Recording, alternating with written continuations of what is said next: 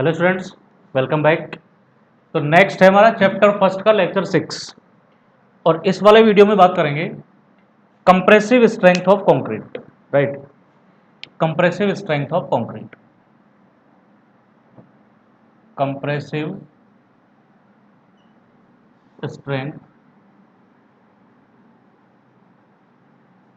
Of concrete. ठीक है, ये भी इंपॉर्टेंट है, यहां से भी क्वेश्चन पूछे जाते हैं। ऑब्जेक्टिव में कंप्रेसिव स्ट्रेंथ से क्वेश्चन पूछे जाते हैं। एक खास बात और ये है कि कंप्रेसिव स्ट्रेंथ आगे तब काम आएगा जब हम कंक्रीट की कैरेक्टरिस्टिक स्ट्रेंथ पढ़ेंगे, क्योंकि कंक्रीट की कैरेक्टरिस्टिक स्ट्रेंथ इस कंप्रेसिव स्ट्रेंथ पे ही डिपेंड करती है। और कंक्रीट की स्ट्रेंथ क्या है, कंक्रीट की ग्रेड क्या है, वो कंक्रीट की ग्रेड कैरेक्टरिस्टिक स्ट्रेंथ पे डिपेंड करती है। ठीक है, तो देखिए कंक्रीट का कंप्रेसिव स्ट्रेंथ टेस्ट करने के लिए करते क्या है। कंक्रीट का कंप्रेसिव स्ट्रेंथ टेस्ट करने के लिए सबसे पहले क्यूब लेते हैं। ये याद रखना कि अलग अलग कंट्री में कंक्रीट का कंप्रेसिव स्ट्रेंथ टेस्ट अलग अलग तरीके के स्पेसिमेन पे किया जाता है। हम इंडिया में क्यूब पे करते हैं, इंडिया में इसको क्यूब पे किया जाता है, अमेरिका में सिलेंडर पे किया जाता है। ठीक है, यूके में भी सिलेंडर पे किया जाता है। तो यहाँ पे क्यूब पे टेस्ट करते हैं हम इंडिया में, और इस क्यूब का साइज होता है 150 mm into 150 mm into 150 mm। ठीक है, 150 mm into 150 mm into 150 mm, ये क्यूब का साइज होता है। ये डायमेंशन भी कई बार पूछ लेते हैं। क्यों ये डायमेंशन इस वजह से पूछते हैं क्योंकि जब हम सीमेंट का कंप्रेसिव स्ट्रेंथ टेस्ट करते हैं तो वो भी क्यूब पे करते हैं, लेकिन उस क्यूब की साइज अलग होती है। और जब हम कंक्रीट का टेस्ट करते हैं तो कंक्रीट का टेस्ट अलग क्यूब पे करते हैं। राइट, अब क्या करें, सबसे पहले हम क्यूब लेते हैं एक, इसके बाद इस क्यूब को 3 लेयर में भर लेते हैं। ठीक है, जैसे 150 mm का क्यूब है, इस 150 mm के क्यूब का क्या करते हैं, ये 150 mm का क्यूब, ये हाइट दिखा रहा हूं मैं, ये 150 mm हाइट है। ठीक, ये 150 mm हाइट है। अब इस 150 mm में कंक्रीटिंग 3 लेयर में भर लेंगे। कंक्रीटिंग 3 लेयर में की जाती है।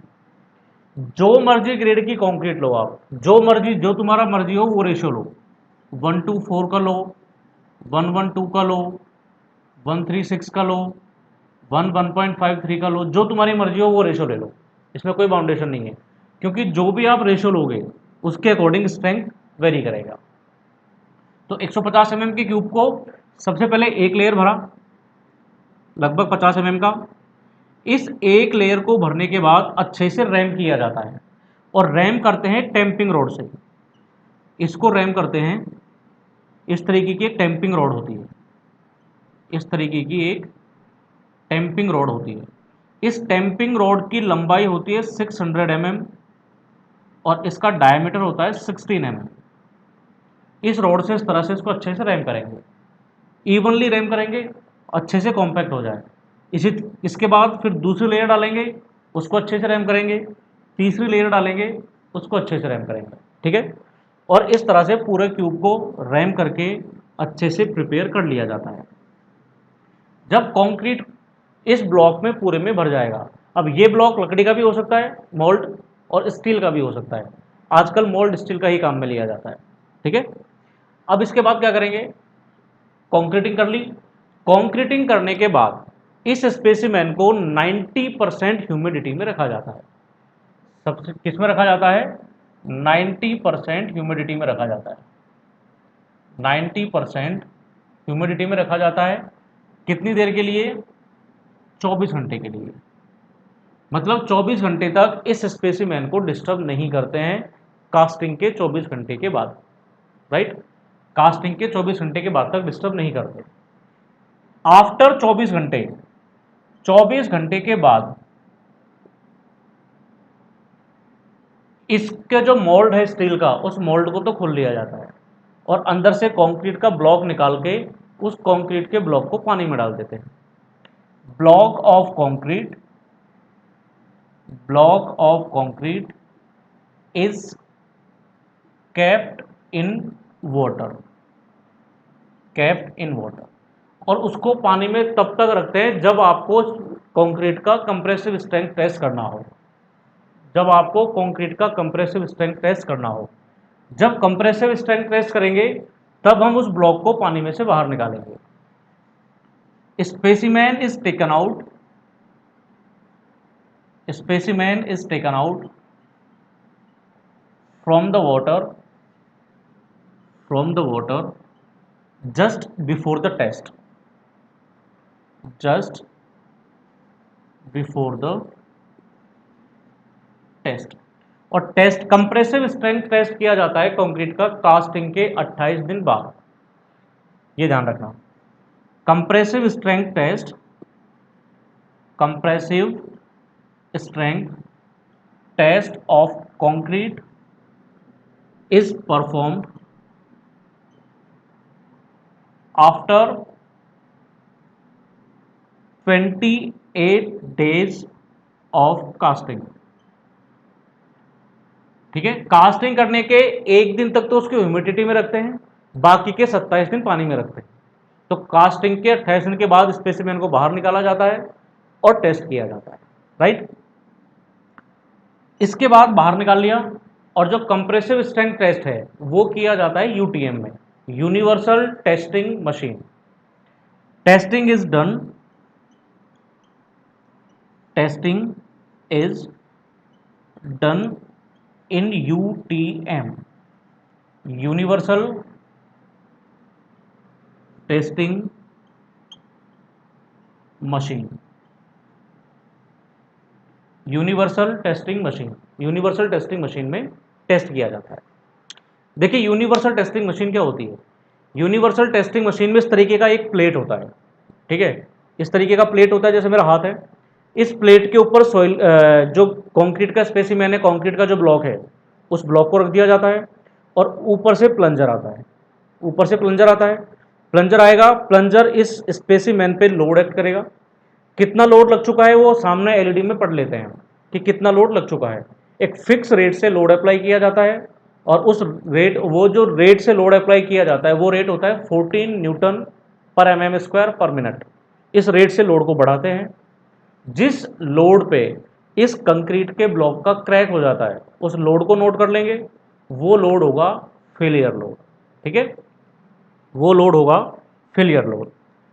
तो इसमें लोडिंग इज अप्लाइड, ये इंपॉर्टेंट है, ये क्वेश्चन पूछा जाता है कि किस रेट से लोड अप्लाई करते हैं।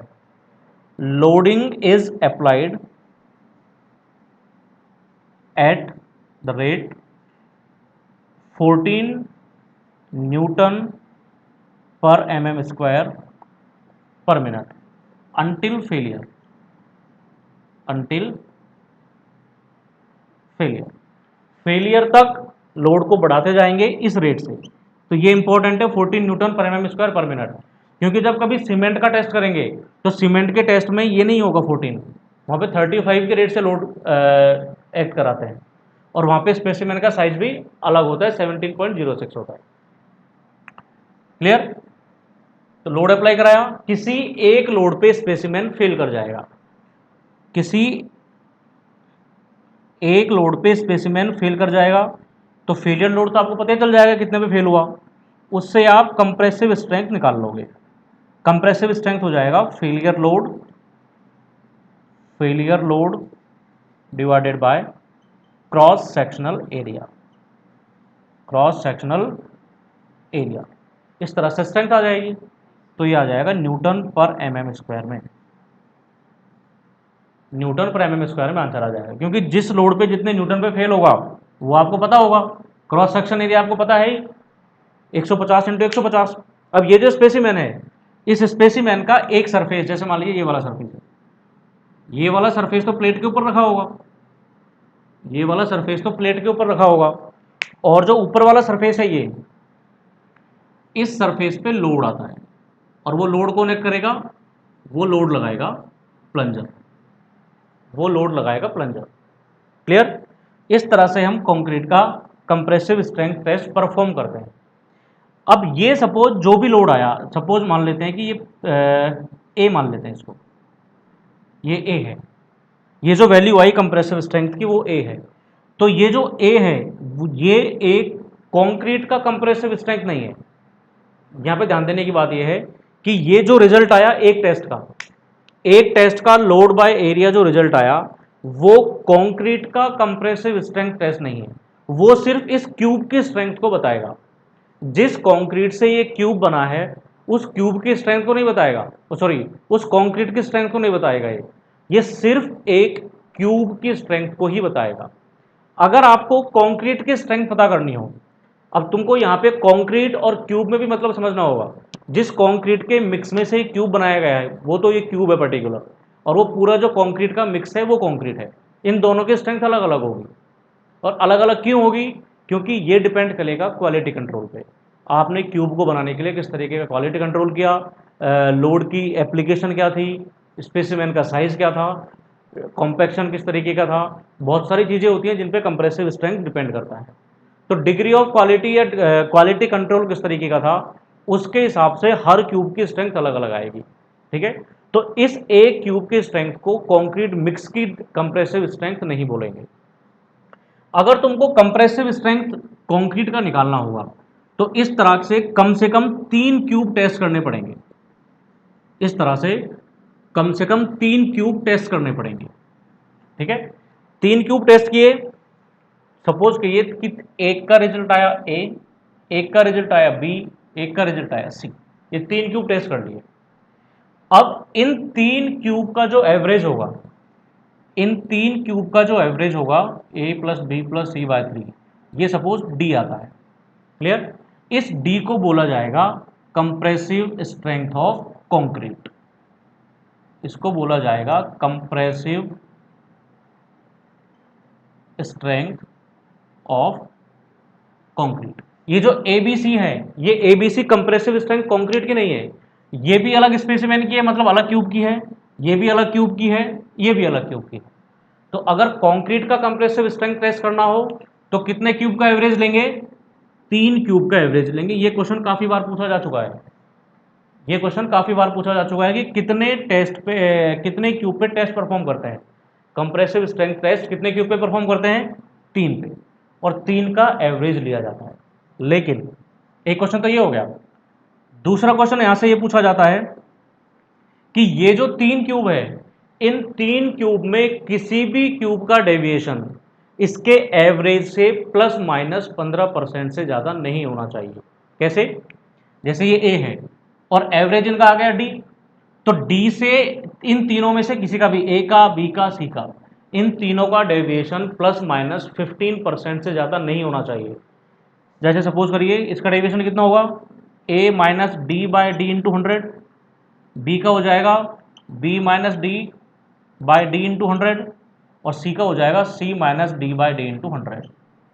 ठीक है, इन तीनों की वैल्यू, किसी की भी वैल्यू प्लस माइनस 15% से ज़्यादा नहीं आनी चाहिए, ये ध्यान रखेंगे।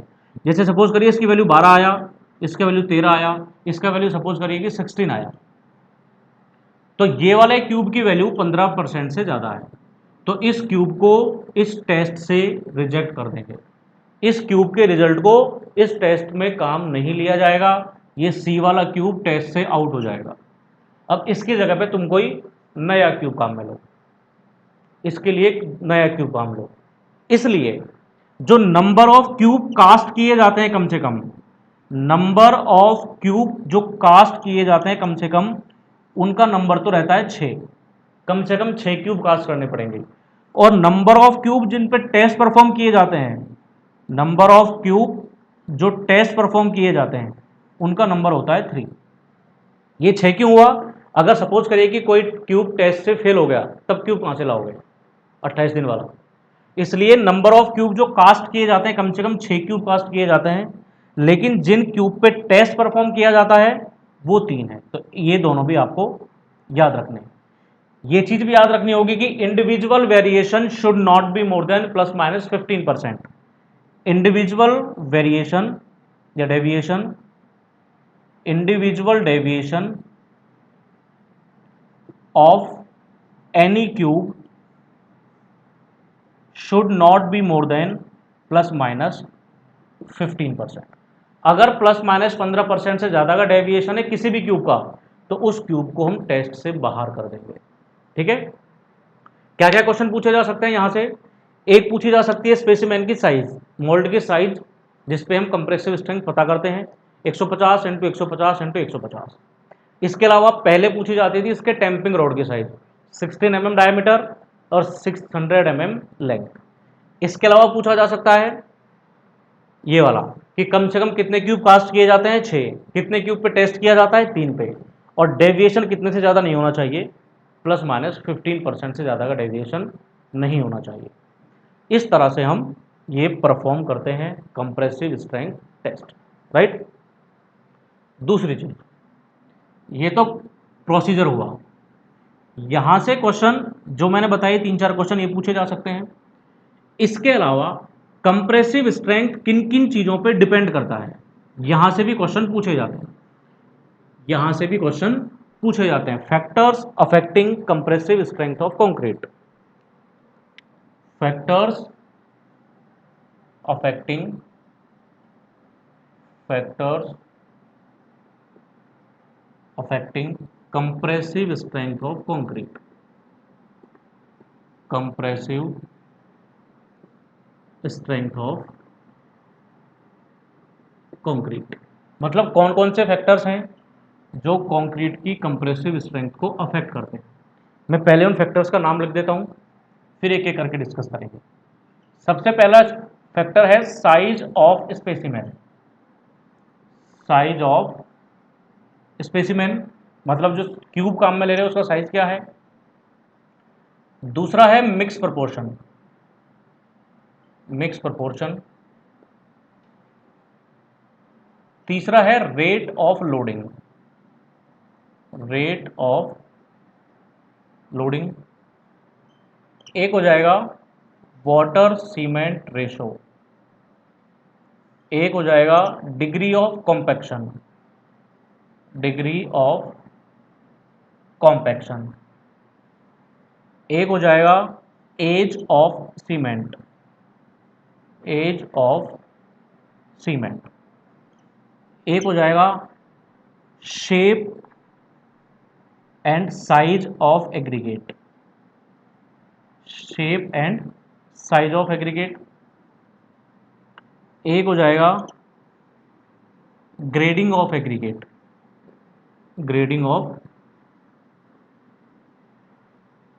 एग्रीगेट। तो ये अलग अलग फैक्टर्स हैं जो कि कंक्रीट की कंप्रेसिव स्ट्रेंथ को अफेक्ट करते हैं, राइट। साइज ऑफ स्पेसिमेन की अगर बात करें सबसे पहले, तो देखिए क्या होगा। मैंने आपको ये बताया थोड़ी देर पहले कि जब यूटीएम में टेस्ट किया जाता है तो यूटीएम में एक तो ये प्लेट होती है और ऊपर से प्लंजर आता है, जो प्लंजर लोड लगाता है, जो प्लंजर लोड लगाता है, ठीक है। और इस प्लेट और प्लंजर के बीच में, इस प्लेट और प्लंजर के बीच में तुम्हारा स्पेसिमेन रखा होता है, इस प्लेट और प्लंजर के बीच में आपका स्पेसिमेन रखा हुआ है। ये एक नेचुरल फिनोमिना है कि जब प्लेट और प्लंजर के बीच की डिस्टेंस कम होती है, जब इस प्लेट और प्लंजर के बीच की डिस्टेंस कम होगी तो फ्रिक्शन के कारण ट्राइएक्सियल कंडीशन अपने आप डेवलप हो जाती है। ट्राइएक्सियल कंडीशन डेवलप हो जाती है क्यों? क्योंकि प्लेट और प्लंजर के बीच की डिस्टेंस कम होने पे लेटरल कन्फाइनमेंट मिलता है, स्पेसिमेन को लेटरल कन्फाइनमेंट मिलता है। और इस लेटरल कन्फाइनमेंट वाली कंडीशन में कोई भी स्पेसिमेन हो हमेशा ज़्यादा स्ट्रेंथ शो करता है। आपके पास बॉल होती है तो बॉल को अगर सीधा यूँ प्रेस करेंगे अगर, तो वो इजीली प्रेस हो जाता है, ज़्यादा रेसिस्ट नहीं करता। लेकिन साइड से थोड़ा प्रेस करके और फिर अगर ऊपर से प्रेस करोगे तो उसको लेटरली कन्फाइनमेंट मिल गया साइड से प्रेस करने पे। इस वाली कंडीशन में बॉल रेसिस्टेंस ज़्यादा लेगी, मतलब वो ज़्यादा स्ट्रेंथ शो करेगी। तो किसी भी स्पेसिमेन पे अगर ट्राइएक्सियल कंडीशन एक्ट कर रहा है उस वाले केस में स्ट्रेंथ हमेशा ज़्यादा होगी। और जितना ज़्यादा छोटा स्पेसिमेन होगा उतनी ही प्लेट और प्लंजर के बीच की डिस्टेंस कम होगी। तो प्लेट और प्लंजर के बीच की डिस्टेंस कम होने पे फ्रिक्शन की वजह से लेटरल कन्फाइनमेंट मिलता है, जिसके कारण ट्राइएक्सियल कंडीशन डेवलप होती है और उस ट्राइक्सियल कंडीशन की वजह से ज़्यादा स्ट्रेंथ शो करता है। क्लियर? तो स्पेसिमेन जितना छोटा होगा, स्पेसिमेन जितना छोटा होगा उतनी ही ज़्यादा रेसिस्टेंस करेगा। यहाँ पे स्ट्रेंथ का मतलब लोड पर यूनिट एरिया से है, अमाउंट ऑफ लोड से नहीं है, ये ध्यान रखना। अमाउंट ऑफ लोड अलग चीज़ होगी और लोड पर यूनिट एरिया अलग चीज़ होगा। तो स्पेसिमेन जितना छोटा होगा उसके लिए लोड पर यूनिट एरिया का वैल्यू ज़्यादा होगा। फॉर एग्जाम्पल जैसे पेन है, एक तो इस पेन को इस तरह से रखे और हम इस पे कंप्रेसिव स्ट्रेंथ टेस्ट करते हैं तो ये कम रिजल्ट शो करेगा, मतलब कम वैल्यू शो करेगा। अगर सिर्फ इस कैप पे आप लोड लगा के इसको तोड़ना चाहो, अगर इस कैप को तोड़ना चाहो तो ये कैप ज़्यादा रेसिस्टेंस लेगा। क्यों? क्योंकि इन दोनों सरफेस के बीच का डिस्टेंस कम है, इस वजह से लेटरली कन्फाइनमेंट मिलता है इसको। तो इस कैप को प्रेस करके तोड़ना आसान नहीं है, पेन को प्रेस करके तोड़ना आसान है, क्योंकि पेन के केस में इन दोनों सरफेसेस के बीच का डिस्टेंस ज़्यादा हो जाता है, इस वजह से लेटरली कन्फाइनमेंट नहीं मिलता।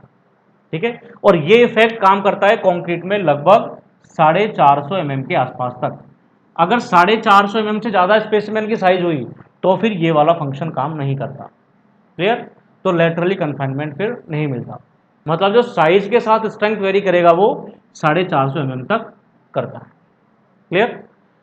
तो साइज ऑफ स्पेसिमेन का क्या फर्क पड़ेगा? स्पेसिमेन का साइज जितना ज़्यादा छोटा होगा उतनी स्ट्रेंथ ज़्यादा होगी। एक तरफ तुम्हारे पास मान लीजिए 150 mm क्यूब है, एक तरफ 100 mm का क्यूब है, किसकी स्ट्रेंथ ज़्यादा होगी? 100 mm वाले क्यूब की स्ट्रेंथ ज़्यादा होगी। क्लियर? दूसरा दूसरा है मिक्स प्रोपोर्शन। दूसरा है मिक्स प्रोपोर्शन। देखिए मिक्स प्रोपोर्शन में क्या होगा? मिक्स प्रोपोर्शन को आप एग्रीगेट सीमेंट रेशो भी लिख सकते हो और सीमेंट एग्रीगेट रेशो भी लिख सकते हो। एग्रीगेट सीमेंट रेशो भी लिख सकते हैं, सीमेंट एग्रीगेट रेशो भी लिख सकते हैं। अगर मान लीजिए एग्रीगेट सीमेंट रेशो ज़्यादा हुआ, अगर सपोज करिए एग्रीगेट सीमेंट रेशो ज़्यादा हुआ तो एग्रीगेट सीमेंट रेशो में अवेलेबिलिटी ऑफ सीमेंट पेस्ट कम होगा। अगर ये रेशो बढ़ेगा, ये रेशो कब बढ़ेगा? जब एग्रीगेट को फिक्स करके या तो सीमेंट की क्वांटिटी कम कर दो या सीमेंट की क्वांटिटी फिक्स करके एग्रीगेट की क्वांटिटी बढ़ा दो। अल्टीमेटली इस वाले केस में अवेलेबिलिटी ऑफ सीमेंट कम होगा। तो सीमेंट का अगर अवेलेबिलिटी कम हुआ तो पेस्ट चारों तरफ बहुत अच्छे से स्प्रेड आउट नहीं होगा और बाइंडिंग एग्रीगेट्स की ज़्यादा अच्छे से नहीं कर पाएगा। इस वाले केस में स्ट्रेंथ कम हो जाएगी। अगर सीमेंट एग्रीगेट रेशो बढ़ा मतलब सीमेंट का क्वांटिटी बढ़ रहा है तो अवेलेबिलिटी ऑफ सीमेंट बढ़ जाएगा, और अवेलेबिलिटी ऑफ सीमेंट बढ़ेगा तो बाइंडिंग अच्छे से होगी और उस वाले केस में स्ट्रेंथ बढ़ जाएगी, उस वाले केस में स्ट्रेंथ बढ़ जाएगा। ठीक है? तीसरा है rate of loading. Rate of loading ये थोड़ा सा इंटरेस्टिंग है। रेट ऑफ लोडिंग का मतलब है कि जब हम स्टैंडर्ड टेस्ट करते हैं तो उस स्टैंडर्ड टेस्ट में रेट ऑफ लोडिंग रहता है 14 न्यूटन पर mm² पर मिनट। अगर इस रेट ऑफ लोडिंग को बढ़ा के 20 कर दिया जाए, अगर इस रेट ऑफ लोडिंग को बढ़ा के 20 कर दिया जाए तो क्या फर्क पड़ेगा? इसके लिए बहुत छोटा सा एग्जांपल लेते हैं कि सपोज करिए कि तुमको 50 किलो का कोई पत्थर उठाना है। सपोज करिए कि 50 किलो का कोई पत्थर उठाना है। एक तो 50 किलो के पत्थर को धीरे धीरे उठाने की कोशिश करोगे, मतलब रेट ऑफ एफर्ट कम लगाओगे। दूसरा कंडीशन, एकदम से उठाने की कोशिश करोगे, मतलब रेट ऑफ एफर्ट ज़्यादा लगाओगे। तो जब एकदम से उठाने की कोशिश करोगे तो आप एक बार को 50 किलो के पत्थर को उठा जाओगे, लेकिन अगर धीरे धीरे कोशिश करोगे तो नहीं उठा पाओगे। ठीक है? इसी तरीके का केस कंक्रीट में है। अगर हम रेट ऑफ लोडिंग को बढ़ा देंगे तो रेट ऑफ लोडिंग को बढ़ाने से कंक्रीट ज़्यादा स्ट्रेंथ शो करेगी। क्लियर? क्यों? क्योंकि रेट ऑफ लोडिंग बढ़ाने से स्ट्रेन के लिए या डिफॉर्मेशन के लिए जो टाइम बचेगा वो कम बचेगा, इस वजह से उसकी स्ट्रेंथ ज़्यादा शो करेगा। तो रेट ऑफ लोडिंग अगर ज़्यादा होगी तो कंक्रीट का स्ट्रेंथ ज़्यादा शो करेगा। नेक्स्ट है वाटर सीमेंट रेशो। इसके बारे में बात कर चुके हैं कि अगर वाटर सीमेंट रेशो ज़्यादा हुआ तो कंक्रीट का स्ट्रेंथ कम होगा। डिग्री ऑफ कॉम्पैक्शन की भी बात कर चुके हैं हम कि अगर कॉम्पैक्शन प्रॉपर नहीं किया और कुछ उसमें वॉइड रह गए तो वॉइड जितने ज़्यादा होंगे कंक्रीट की स्ट्रेंथ उतनी ही कम होगी। Age of cement. Age of cement का मतलब है कि जब कंक्रीट आप बना रहे थे, जब कंक्रीट का मैन्युफैक्चर कर रहे थे, उस टाइम पे सीमेंट की एज क्या थी? क्योंकि जितना ज़्यादा सीमेंट होता जितना पुराना सीमेंट होता है तो सीमेंट में बीमारी होती है। एक सीमेंट में अनकम्बाइंड लाइम होता है, सीमेंट में अनकम्बाइंड लाइम होता है और ये लाइम कंबाइंड नहीं होता। तो ये अनकम्बाइंड लाइम क्या करता है, एटमॉस्फेयर से मॉइस्चर ले लेता है, एटमॉस्फेयर से मॉइस्चर एब्जॉर्ब करके लंप्स बना लेता है, एटमॉस्फेयर से मॉइस्चर लेके लंप्स बना लेता है। लंप्स कब बनेंगे? जब सीमेंट हाइड्रेट होगा। तो सीमेंट काम में आने से पहले ही प्री हाइड्रेट हो जाता है। इस फिनोमिना को क्या बोलते हैं? Pre hydration. तो सीमेंट प्री हाइड्रेट हो जाएगा। तो पहले ही हाइड्रेट हो गया तो बाद में थोड़ी होगा अभी, तो बाद में उसकी स्ट्रेंथ कम शो करता है।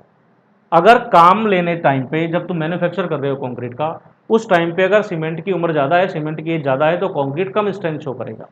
उसका रीज़न ये है। ठीक है, 3 महीने से ज़्यादा पुराना सीमेंट काम में नहीं लिया जाता जनरली, ये रिकमेंडेशन है। Shape and size of aggregate. देखिए शेप और साइज का क्या फर्क पड़ेगा? शेप और साइज का क्या फर्क पड़ेगा? अगर मान लो, पहले शेप की बात करते हैं।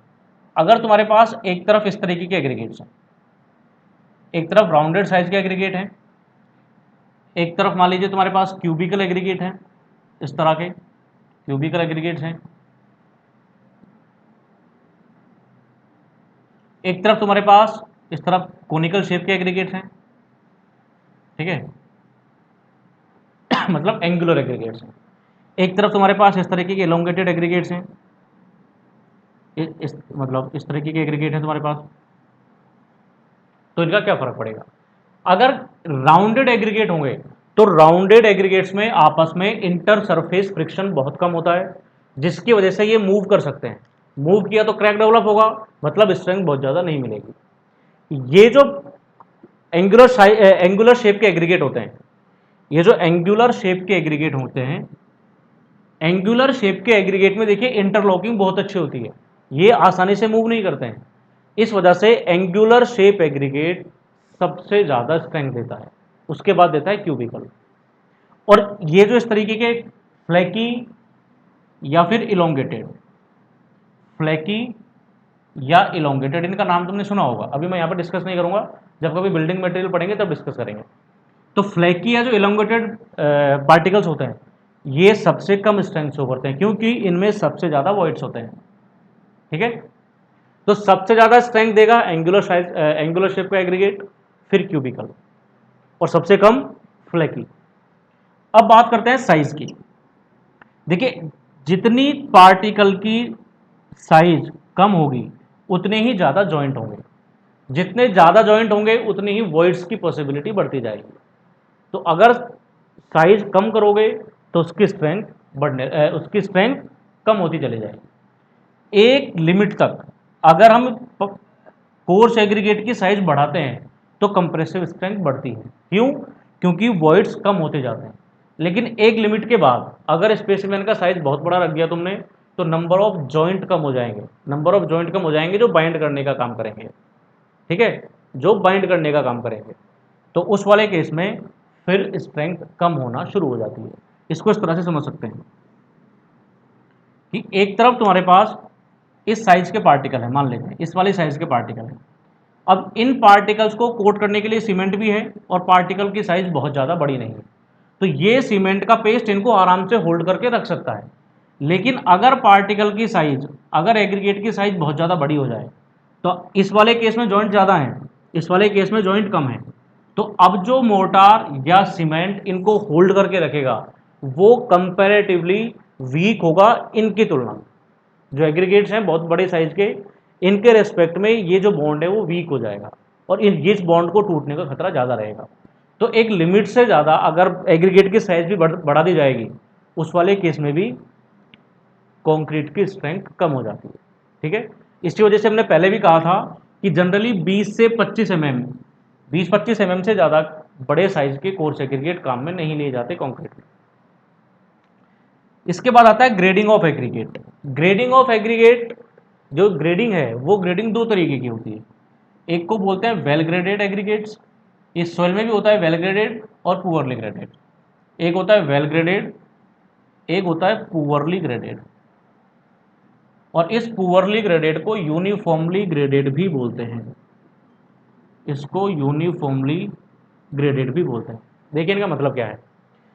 यूनिफॉर्मली ग्रेडेड का मतलब है कि जिसमें पार्टिकल की साइज, मतलब सभी पार्टिकल की साइज एक ही जैसी हो, जिसमें सभी पार्टिकल्स की साइज एक ही जैसी हो, उसको तो बोलते हैं यूनिफॉर्मली ग्रेडेड।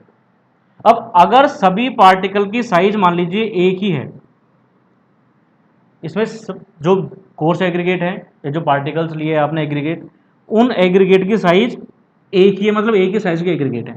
तो इन एक ही साइज के एग्रीगेट में प्रॉब्लम क्या होगी, इनके बीच का जो वॉइड बनेगा, इनके बीच का जो ये वॉइड बनेगा, इस वॉइड में इनमें से कोई भी पार्टिकल एडजस्ट नहीं हो सकता, तो वॉइड्स का फॉर्मेशन ज़्यादा हो जाएगा, और जितने ज़्यादा वॉइड्स होंगे उतनी स्ट्रेंथ कम होगी। वेल ग्रेडेड का मतलब है पार्टिकल सभी साइज के हैं, इसमें particles of all size are present, मतलब कुछ छोटे पार्टिकल भी हैं, कुछ बड़े पार्टिकल भी हैं।